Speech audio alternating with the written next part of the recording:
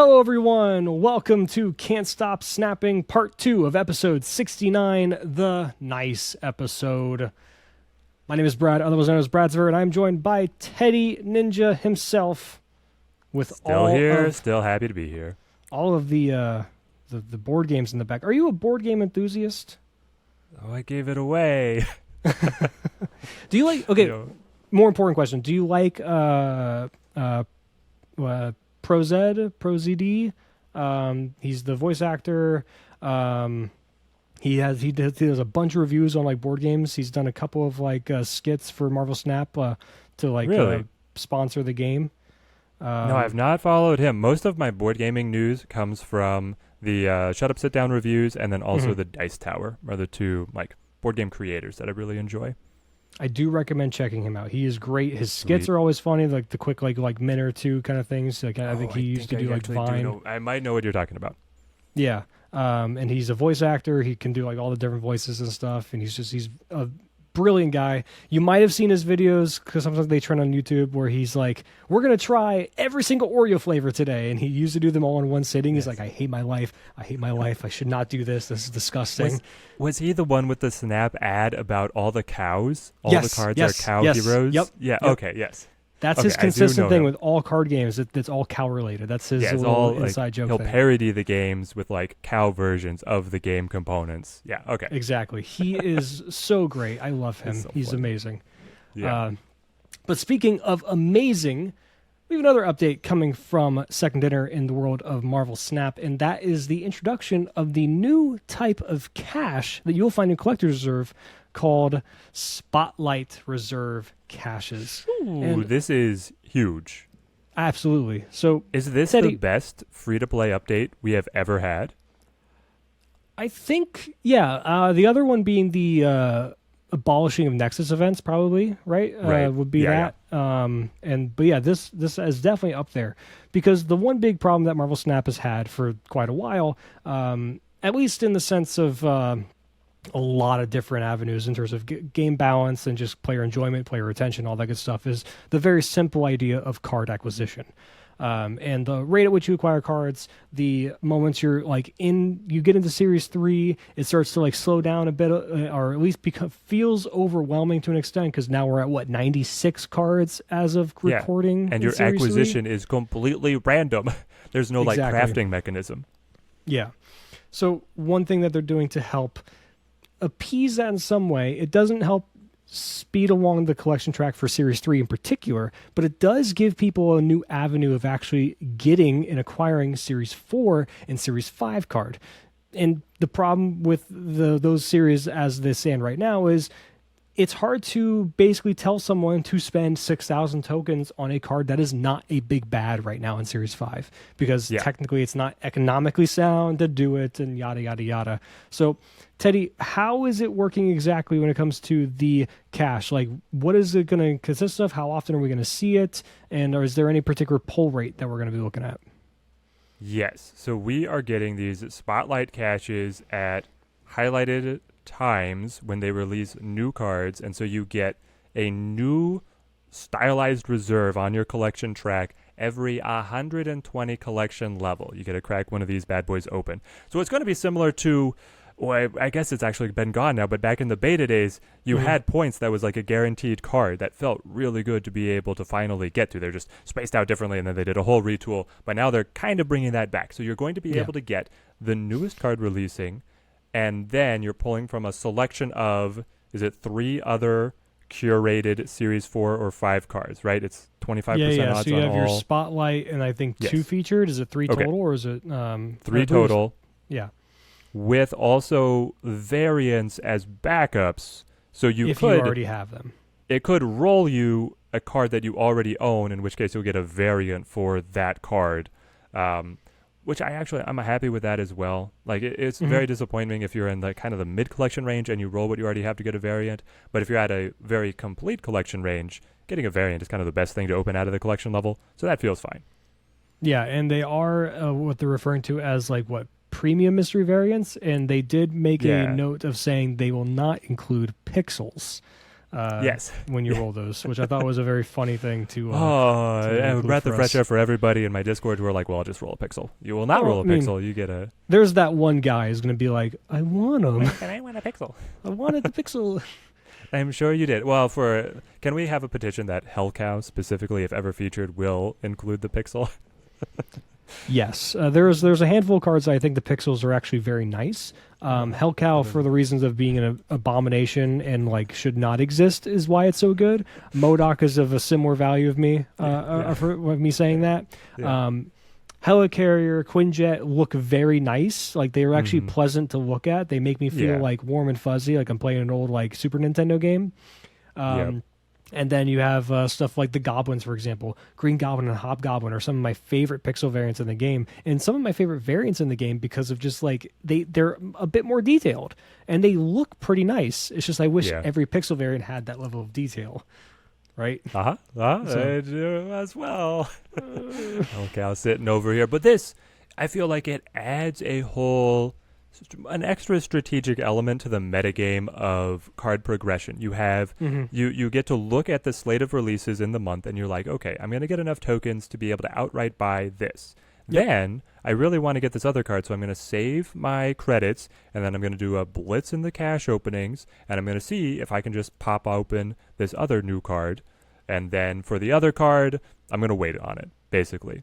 Getting this influx of the newest cards, I hope this means that then they get good data on the card's performance, maybe even better than before with more of the community adapting them to be able to bring in changes on ones that are dramatically undertuned or overtuned. Because I feel like Second Dinner is pretty cautious on like they want to see a lot of data on a card before they make a change. And Yep. what's ended up happening is you get the abysmal optics of right at Series 3, once enough people have adopted it, so they're like, yeah, this is busted, they'll nerf it before it's widely accessible. And that just feels so bad. But now, it's you think a little card bit looks of busted? Chase it, baby. You're going to have it, right? Yeah, I think I will say they did mention that they don't want to encourage cash hoarding.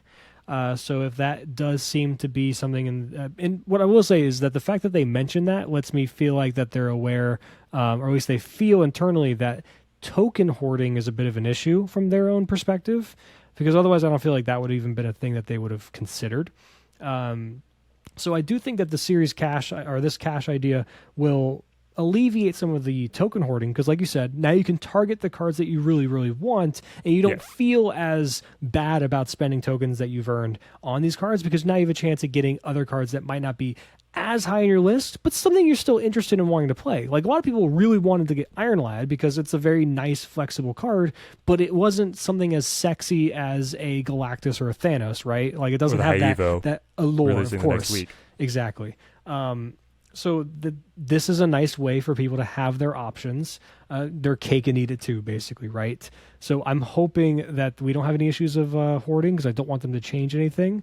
Because then I think what would probably happen, the next step is them saying, well, because you're hoarding these reserves, well, now every time you level up and you hit something on a collection track, it just automatically opens for you. That's what I think would happen next if they feel people are hoarding. I would not like that. I know. I don't like the idea too much either, because then you lose out on like different content things as well, just the big mass like openings and things. But think about it: if you're Second Dinner and you're trying to solve the option, like the problem of hoarding, I mean, other than like locking someone's, they're like it doesn't let you go any further in collection track. Like it's like you try to upgrade a card, it's like nope, you have boxes you have to open. You've reached your limit and like can't advance any further. It's either that or automatically open. That's the only two things I can think of from a business perspective of changing to alleviate this issue. Okay, so you're saying people who unlock a bunch of caches but then don't open them. Yeah, like hoarding them, because people basically, the idea is like this might encourage for some people, like, oh, I know coming up, in like 3 weeks, I'm gonna have these many things to target, so I'm just gonna have these 50 or so collection caches that I'm just not gonna worry about. So that way I have like 10 or 5, because it's every 10 is a spotlight. So I'll have 5 of these ones, so I have a better chance of hitting it. And I don't want to roll them this week because this spotlight one I'm not interested in, and the 2 featured cards I have one of them already. So I'm going to wait until the next week where I have a better chance of hitting these like X cards, whatever. Right? It's a little Yeah. encouraging to do that What in if this sense. what if they just made the spotlight caches, so these really good ones, on a Yeah. decay? If you don't open it within a week, it goes to a normal cache. It becomes a normal cache. That's another way you can do it too. Yeah. If they have the tech to be able to do that, that could be a way around it. And then it's like, all right, I target now. I hoard up my 10K credits, blow through it, open what I can. And they're even saying that the variants, they put time-sensitive variant Yep. in the wording. That's crazy. How are they making Right. all these exclusive variants? It's probably a bunch of them that have been like we've seen like as unreleased on like Snapzone's website and stuff like that. All right. So I'm hoping we get some cool ones, right? Like that's Yeah, I hope we have some. I've seen some incredible ones, I'll tell you that. like the War Planet Hulk. I can't remember the name of the variant itself, but we're using like the Gladiator gear as the axe and Yes. stuff. That one's sick. So good. So And all good. the other noir ones, like that is my favorite variant at the moment, like our style, or I guess archetype of variants are the noir ones. I want also, why stop at where we are with all the Spider-Men? Where's noir? Where's the TV show Japanese Spider-Man? Yeah. Can't remember his name. Sort of the Y. She's like Penny Parker. No, not from Spider-Verse. The literal old TV show, like the one that like would hold an Uzi sometimes. Oh, yes. Man, there's so much that they can keep on doing with Spider-Man and the Spider-Man villains, too. Which they're probably just going to wait for Spider-Verse 3, but we'll see. 2025, baby. Oh, baby. Man. Yeah, so, I mean, I'm pretty excited for the Spotlight caches and what it means. I think that, so, their understanding of if you're not somebody who hoards and is not super strategic, you just blow all the credits immediately. Right now you're getting about 6,000 tokens a season. So that gives you your S5, or if a card releases straight into S4, a nice little bonus. You're getting rebates by playing the new card on the weekend. And then, if you keep up with all of your dailies during the week, you should be able to open enough progress on the collection level to give you, through the progress of this new Spotlight cache, a 25% chance that you just cold open the new card that week. I feel like this feels great. Like, if you're free to play, I think that you get all but the Battle Pass card at this point. If you're rolling the dice on each week of opening your caches, and then if you miss and it was one that you really wanted, you just have the token stockpile to be able to pick it up. You're using the weekend missions to be able to get whatever rebate they want to give you. It looks like it's going to be varying every single week. So it can be hard to budget out there, and it's still subject to change. They're still waiting to actually release a successful run, in fact. But it feels great. Like, you wait on the Battle Pass, which could take a long time, honestly, to get the Battle Pass card with how much they are cultivating and curating the Series 5 and Series 4 collection. But if it's one that you really want, and you're getting a couple other new cards that are targeted through just the collection track, then you can have your tokens to be able to buy, last month's card. I would highly recommend Hitmonkey. I think he might be up there for a while. I don't think I would actually recommend Spider-Gwen as a token purchase. Yeah, I think she's very flexible and very nice in decks that are even outside of move. I think that's actually where I prefer her. But she doesn't have that impact level of like a Hitmonkey, because you're not building an archetype around her. Yeah. Even though you think you would because it's move, but like she's just a good card. She's not something that I would jump over the moon for. Yeah, so I have a main account and a free-to-play account. I love Bounce, my favorite archetype. Free-to-play account doesn't have Hitmonkey yet. It is not the same. I was trying it, and I'm like, man, in the mirror matchup, I'm like, I think I lose. This guy's got the Hitmonkey, I don't. You got to slot in Cosmo, and hopefully you you catch him. I've tried a lot of things. I've tried control cards. I've tried Wolfsbane, which is like one price more and still kind of pops up to a decent stat line with a lot of cards jumbled around her, but not the same. Yeah, Hitmonkey is one of the best season pass cards we've had, where no one's gonna really complain about it. Funnily enough, like, because it's in a weird archetype because it's bounce. It's in a like you want to play a bunch of small things. So a lot of people's minds, they're like, it should be easy to counter or something like that. Like it should be easy to stop or interact with. And also the fact that everyone has Kitty Pryde, at least everyone that was playing at that time to get her for free. 2 Series 5 cards in your bounce deck or make and break that entire deck. It's insane. Yes. And it's also worth calling out that they have a tracker while you are opening your Spotlight caches. So they have the set of cards that are in the highlights. You open one, you already own it, you get the variant. You open another one, you're not going to roll like a new variant of that card. That one is then taken out of the pool for you for that week. So if you have the stockpile and you blitz the 480 collection level in the week to be able to open all of these caches, you're guaranteed to get every card, which means if you already own them, a variant, and if you don't own them, the card itself. Yeah, which a is great. Huge boon. Because like one scenario I can think of, right, is like when I was in Series 3 still and I was still going through it, the collection track is sometimes kind to you and you get like some cards in succession that like at least go in the same deck. Like Destroy is a great example just because a lot of them are in Series 3, looking at Venom and Deadpool and things like that.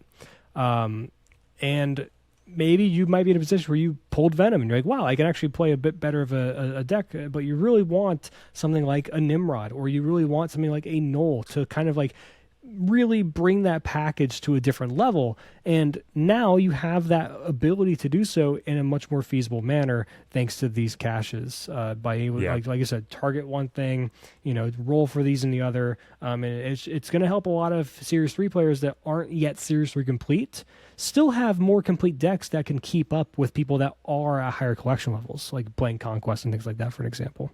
Yeah, we talked about this a little bit last week, but it is actually like if you're following the optimum progression path, you don't want to finish Series 3 and then try and finish 4 and then try and finish Series 5. The fastest progression is if you start dipping into all the pools simultaneously, because they have these catch-up mechanics that if you're incomplete somewhere, then you have better odds of picking those cards up. So I think this is actually like, it's a pretty big boon. Now, brand new into Series 3, I still wish that there was like some form of crafting. Maybe we'll see how well this helps balance out. It sucks because so many linchpin Series 3 cards that then just rolling the dice every single cache on like what you get can take a very long time to feel like you have a meta deck.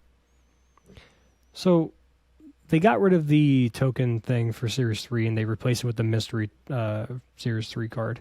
Yeah. Do you think they could comfortably bring that, like, let's find a middle ground. Like, maybe you don't have the Series 3 one rotate as often. Maybe you have a Spotlight Series 3 section instead of the mystery one, and maybe it's like every other day you get a new card there, or like maybe like 2 or 3 times a week you get a new card there for Series 3 players, just to give them something to kind of help catch up. You don't want people hoarding. It's funny. They don't want people hoarding tokens, seemingly, right? But they took away the best way to spend tokens in a lot of people's minds because Series 3 was the most daunting one to get through, and you gave people the ability to kind of help, pull themselves through the mud, so to speak, to get some cards, especially ones that they could target, but then you took that away. So Second targeting mechanic is would be brilliant, and I think that a good way they could implement it is marry it with that 5th cache that you open in terms of the weekly progress. Then you get something like like on the weekly you could have a selection of like, I don't know how they'd have to update the UI with what I'm envisioning here, but something along the lines of you finished enough of the weekly missions, you're a consistent player, you're contributing to the community here. Second Dinner sees that you're not Series 3 complete. Here you have something that you can, like it'll be an extra currency. You can tag an unowned card in your collection, and then it gives that card double chance of getting pulled from a cache.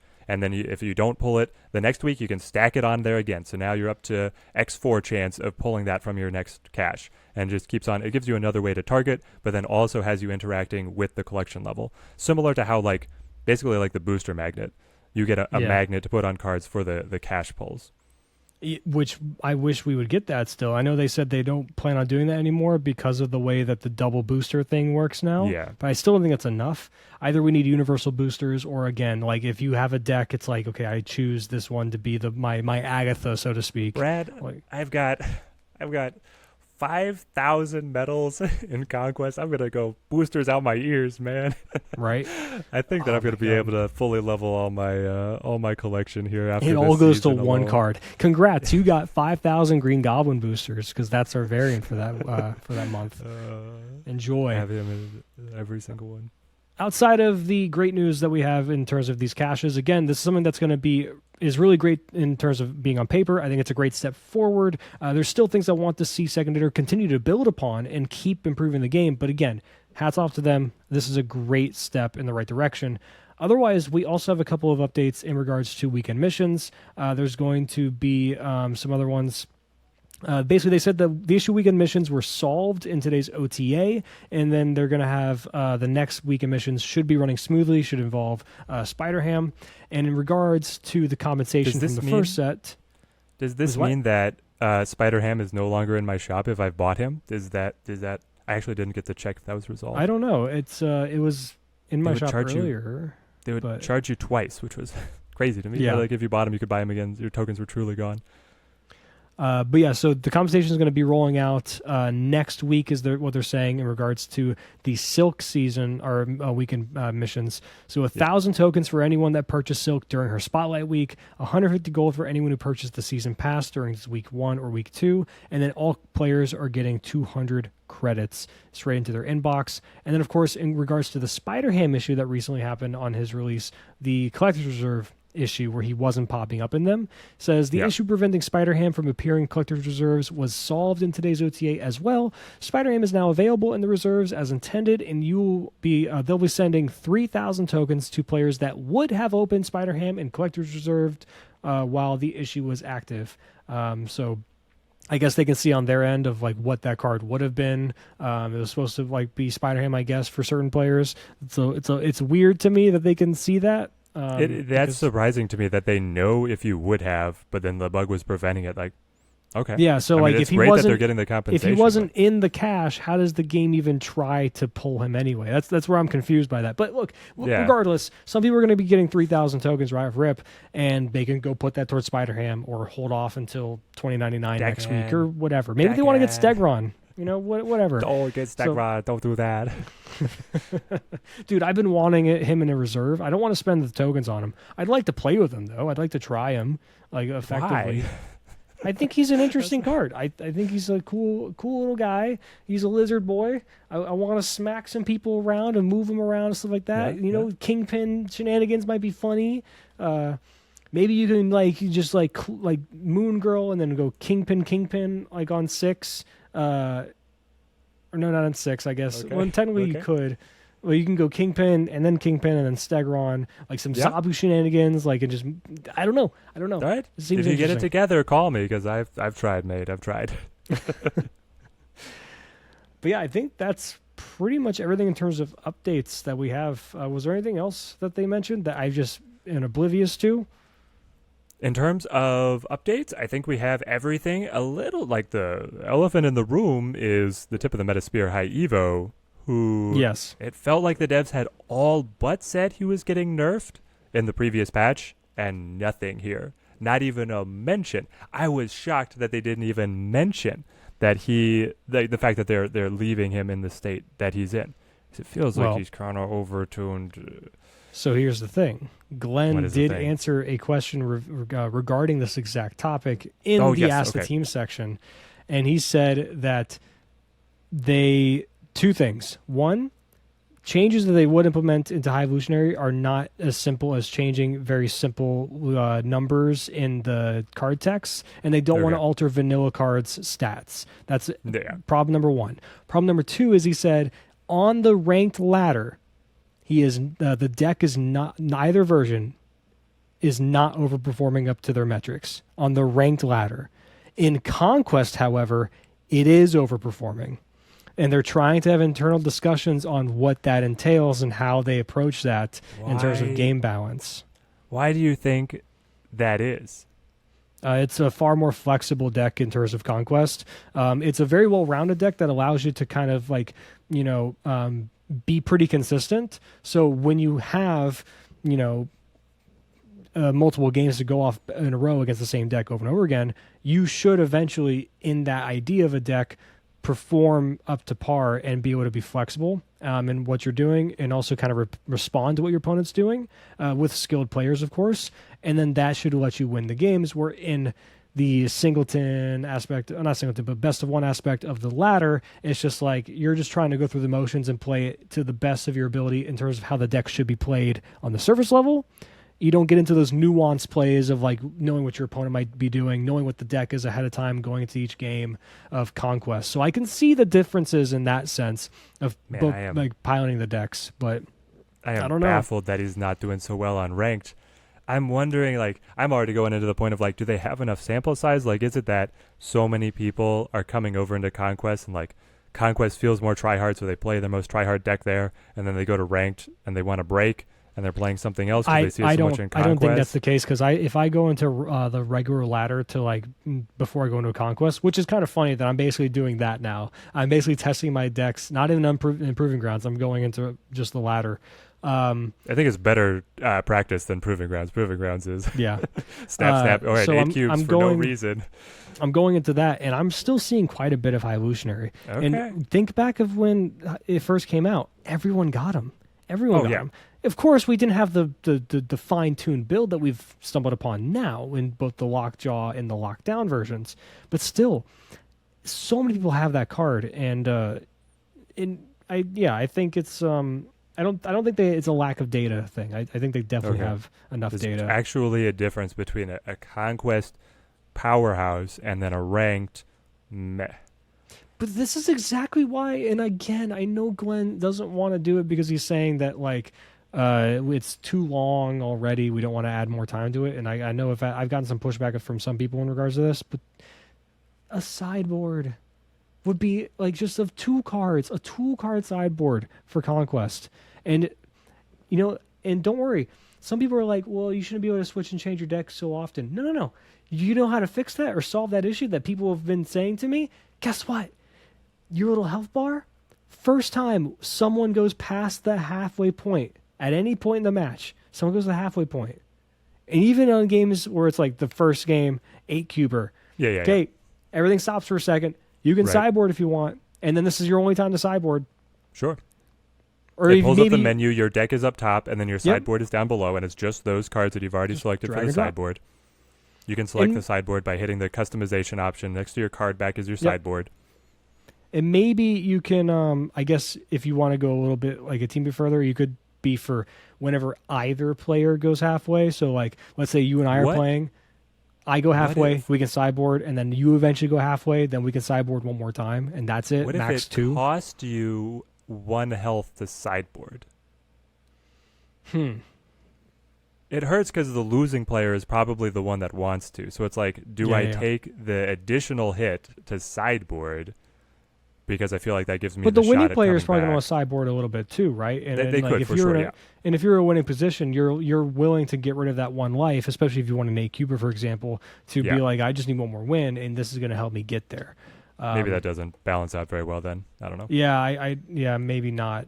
But I think just giving 1 or 2 chances to sideboard in total for Conquest would go a long way. And again, it would alleviate these weird situations. Because I said this a month ago, 2 months ago, when we first found out about Conquest, we knew it was going to be kind of like battle mode. I'm like, dude, they're going to run into issues where how do you balance the game? Because one deck's going to be really good in Conquest and one's going to be not as good in Ladder, or vice versa. How do you balance them? Because you want all modes to be playable. I think you still nerf the one if it's overperforming in Conquest, and then it's just like not playable on Ladder maybe, or only a certain core of players will play it on Ladder. I think it comes down to like what the majority of people are playing, and like where Second values their true representation of Marvel Snap. Is it the Ladder? Is it Conquest? It's tough. I don't want to be in their shoes. I have some answers for them, but again, I understand not wanting to be in their shoes of like dealing with this kind of issue, right? I mean, for me personally, I've played probably twice as much Conquest as I have Ladder this season, and that's only Same. because Conquest wasn't even open for the first week. So I'm like the Conquest Andy. Like I want things balanced there, and man, I'm so Conquest pilled. I'll jump into Ladder, like basically accidentally. I'll just out of habit press play, thinking that I'm going into Conquest, and I'll play like one match. I'm like, it's over.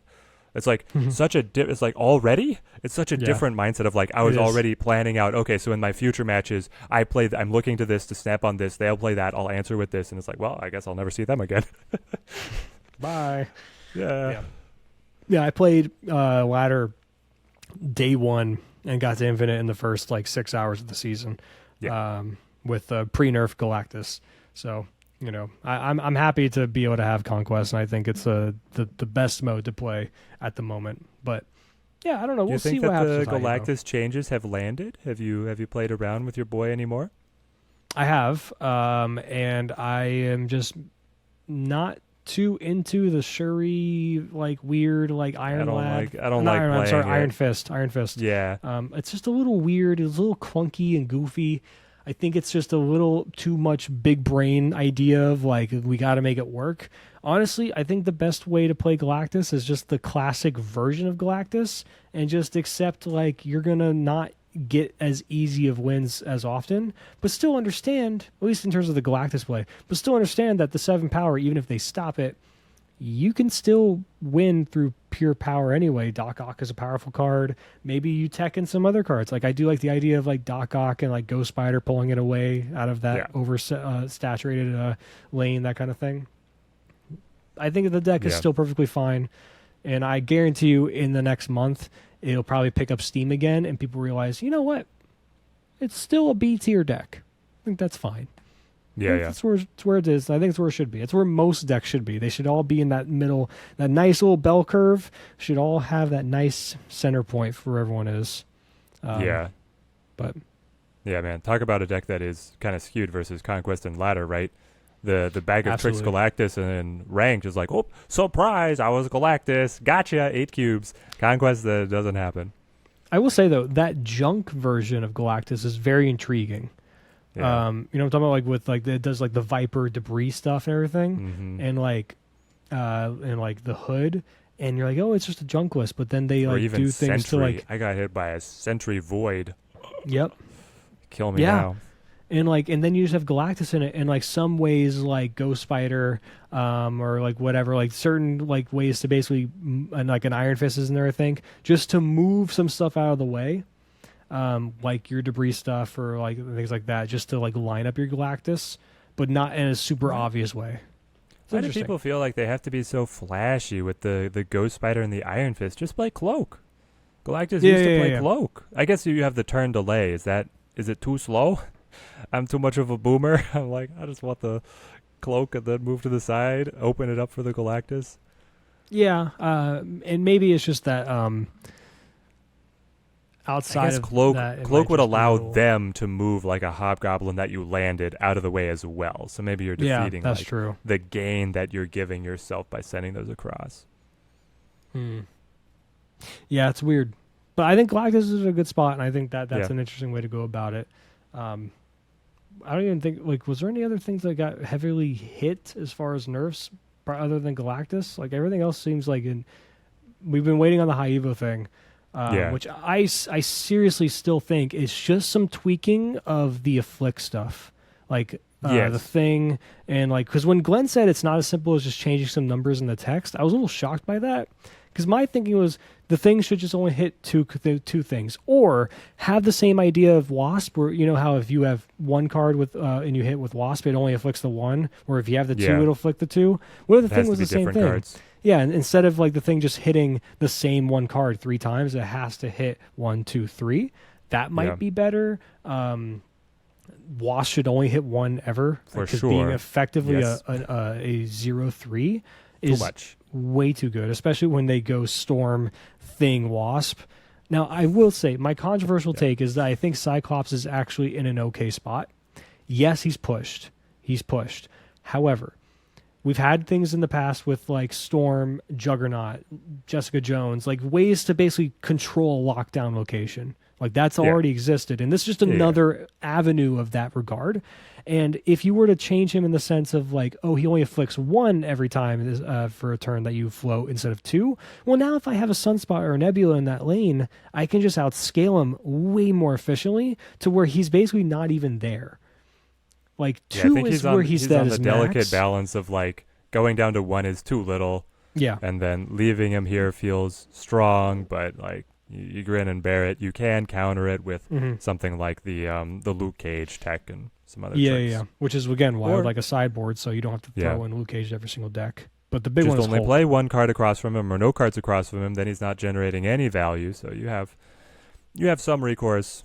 But Yeah. all right, guys, get the ladder shape up a little. Make them understand how powerful this is. I know you guys can ladder with Evo. Prove it to second dinner. Yeah, get him a little bit better. And then, of course, Hulk needs to be changed to +1 instead of +2. I really do think that. I would also rather see. fix the floating on 6. Okay, So yeah, he does yeah. that counts. I would rather see like a cap. Put a high end limit on the cap. boy, but still let him gain the 2 when you float. Okay, what would your cap be at? Probably 18. I think 20 is too much. Well, if you did it +1, then technically his cap would be 18. Yeah, but you have to float every single time to get there. This way it's easier to get But there. on average, I mean, playing high Evo, I float probably 4 or 5 most games. 4 pretty easily, 4 turns, right? Yeah, And at that point, he's still a 16, which is where Destroyer used to be, if you remember. feels great. People want to, like, that's still really good at 16. Yeah, Here's the thing. He shouldn't stand toe-to-toe against the Infinite. Flavor-wise. Come on. Uh-huh. I just don't think it should do that. oh, but he's Hulk Army. Yeah? Yeah, I don't know. I understand that he's really oppressive right now, and the deck as a whole is very oppressive right now. And Well, it's he's one of just the most contextual. flexible pieces. But yeah, his stat line is suddenly elevating him to like the premier drop. That's unstoppable. I think he needs to be limited somehow. Yep. Yeah. But I think that's a good spot to wrap up. We got a little bit of a meta discussion in there. With a lot of cool stuff, though. I'm really excited. Like the OTA is really great. The caches coming out is going to be great. Again, Snap is moving in the right direction that I think is going to be nice. Some things need to continue to be changed, but for now, Second Dinner is doing a solid job of like responding to you can call it feedback, I guess, Yeah, if yeah. you want to be generous. Hate mail, and if you want to be less generous. But they Yeah. also have said they're taking their summer break, so there will be no OTA. They will be back with a full patch on the 11th. So we get to just sit back. We actually get to explore other topics, Brad, than just patch changes. So leave us comments down below. Let us know. Hit up the mailbag. Some other stuff that you might like to see us discuss. Looking to find some guests as well to be able to round out discussion. Have some fun ideas. So looking forward to being able to fill some more podcast time without just this card's +2. What do you think of that? It's great. All right. And of course, you can go in the description down below and you can find both of our Discords. Hop in those. There's going to be mailbag sections in both those as well. If you want to leave any suggestions for the show, any questions you have for the show, that kind of thing. And although, by the way, hey, Teddy, where can they find you if they're interested in hearing more about your wonderful takes? Yeah, hop into the Discord. Also, you can find me specifically on YouTube at Teddy Ninja or Twitch, Teddy Ninja 15, streaming Monday, Wednesday, Friday, and trying to get deck guides out on the other days. So, got a lot of stuff coming out for you guys. And of course, you can find me on Twitter at Bradsfer and YouTube at Bradsfer, all that good stuff. And of course, I'm in the Discord as well. But that's going to really do it for us this week. Can't wait to talk about more stuff next week that is not centered around the same old. And we'll probably cook up something interesting for y'all. So you have to stay tuned. Thank you so much for supporting us and giving us a watch and or a listen if you're an audio listener. And we hope you listen to us again next week. So All bye-bye. right. Don't stop snapping.